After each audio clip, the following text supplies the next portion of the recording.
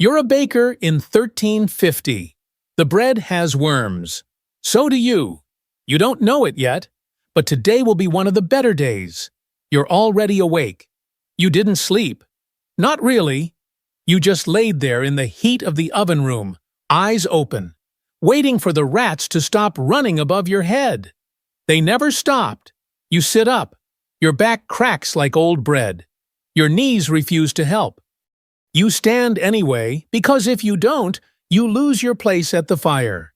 And the only thing worse than baking bread at 4 a.m. is not being allowed to. The bakery belongs to Master Galdrick. He's not a master of anything, except shouting and spitting when he talks. He says you're lucky. You get to work indoors. He doesn't mention that the inside of the bakery is hotter than sin and filled with ash, or that your bed is a flour sack you share with 2 mice and a very confident spider. You throw on your apron. It smells like vinegar and old sweat, which is fine because so do you. You step into the main room. Galdrick is already there, red-faced, screaming at dough like it owes him money. His wife Agnes ignores him as always and slaps your shoulder as she passes. That's the closest thing to affection you've felt in months. You begin kneading dough. It fights back. Your hands are rough, cracked, and covered in flour that's more bug than grain. You see something squirm. You blink. It's gone. You keep working. You don't have time for worms. You shape loaves like you've done every day since your hands could grip. Round, dense, depressing. Like your personality, Galdrick once said, the oven roars behind you. A dragon made of brick and smoke. You slide the loaves in with the long wooden peel. You try not to think about the last time you burned yourself. Your arm still has the scar, shaped like a screaming face. Might be yours. Might be Jesus. You wipe sweat from your eyes and start mixing the next batch. A child appears at the window, eyes wide. "Is that bread?" she asks. You nod. She stares. She's skinny. All kids are now. She licks her lips. You want to give her something, even just a crust. But Galdrick sees her and shouts, "No beggars!" She runs. You hate him a little more. You keep baking. By noon, the bakery is full of heat, smoke, and bad vibes. Galdrick inspects the loaves. This one's split. This one's flat. This one looks like your mother sat on it. You say nothing. He tosses one at your chest. You catch it. Barely. You try not to cry. Not because of the insult, you're used to those, but because the loaf is still hot. And it hit the burn. He turns away. You whisper something rude. Agnes hears you. She smirks. You're not sure if she hates him or just enjoys your suffering. Maybe both. You eat lunch, a crust with some lard. You find a worm inside. You eat around it. You have worms too, probably. Everyone does. It's normal. A man enters the bakery. He's coughing, loudly. Everyone freezes. He asks for a loaf. Galdrick gives it to him. Fast, no charge. The man leaves. You ask, "Was that?"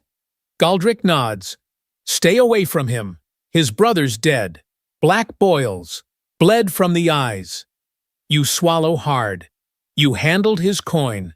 You touched the same bread. You touched your face. You go outside and throw up. A dog sniffs it. You tell it to go away. It doesn't listen. You don't blame it. You return to work. What else can you do? People need bread. Even dying ones. Especially dying ones. You keep baking. The dough doesn't care about your fear. It rises anyway. Swollen, soft, slightly sour. You think about how bread is more reliable than most people you've met. You glance at your hands. The cuts from yesterday are still there. Your fingernails are black from ash and grime. You stopped trying to clean them months ago. The river water just makes them cold, not clean. Agnes gives you a look. You done yet? You nod. You're not, but you nod. She points to the street. Delivery. 4 loaves, the widow by the tannery. You sigh, grab the basket, and go. The air outside is sharp, not cold, just mean. It bites the inside of your nose, smells like rot, smoke, and desperation. You pass 3 people digging a grave. They wave. You wave back. It's polite. You reach the widow's house. Knock once. The door creaks open. She's pale, thin, wrapped in every piece of fabric she owns. You hand her the bread. She hands you a coin. Copper. Sticky. You try not to think about it. She coughs into your face. You don't flinch. You just blink slowly.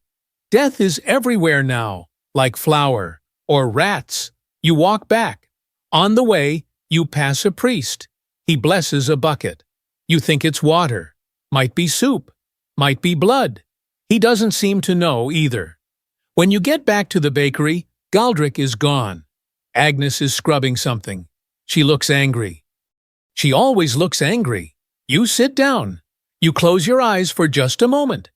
When you open them, it's dark. You fell asleep on the flour sacks. Your mouth tastes like dust and sorrow. You sit up. Your back cracks again. You wonder if bones are supposed to sound like that. You hear distant coughing. You try to ignore it. You drink some water. It tastes like old wood and regret. You eat a piece of crust from the counter. It's hard enough to break a window. You eat it anyway. You think about your childhood. You don't remember much. Just that your mother baked too. She used to sing while kneading dough. You don't sing. You don't have the energy. You check the oven. It's still warm. You toss in more logs. Tomorrow is market day. You'll have to bake through the night. You take a deep breath. Instantly regret it. The air is thick with yeast, smoke, and body odor. You roll up your sleeves. Back to work. You whisper to the dough. Not because it helps. Just because no one else listens. You press, fold, turn. Press, fold, turn. Over and over. Until your hands forget they're tired. Until your eyes blur. Until the shapes stop looking like food and start looking like tombstones. You shape the last loaf. Slide it into the oven. You sit down and stare at the fire. You hear footsteps. Galdric is back. He says nothing, just throws a bag of grain on the table. Then he sneezes. You both freeze. He wipes his nose. Blood. You say nothing. He leaves the room. You don't follow. You just keep staring at the fire. The loaf is done. You pull it out. Perfectly browned. Steam rising like a ghost. You set it on the table. It wiggles. You look closer. A worm crawls out. You nod. Figures. You go to your bed of flour sacks. You lie down. The spider is back. It climbs onto your chest. You don't move. It's warmer than most people. You close your eyes. You made it another day. The bread has worms. So do you. But you're still here.